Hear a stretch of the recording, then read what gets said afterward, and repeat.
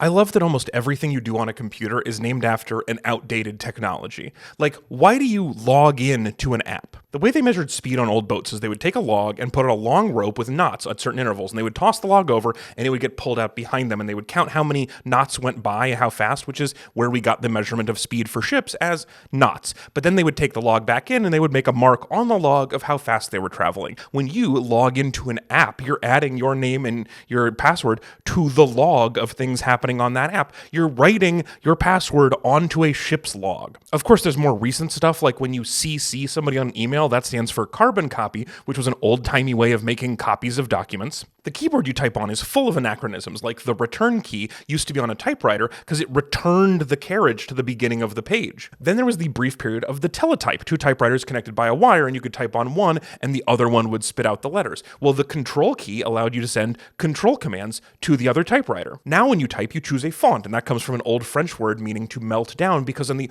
old typesetting days on the printing press, they would have to melt down lead to make the letter shapes. And there's holdovers from earlier computers, like the save icon is frequently a floppy disk, which is called a floppy disk even though it was not floppy at that size because the previous size of disk was bigger and it did go flopping about. Now it's time for me to post this, which is what we used to do with notices and mail, hang them on posts, because at its heart, all technology is just the evolution of the log.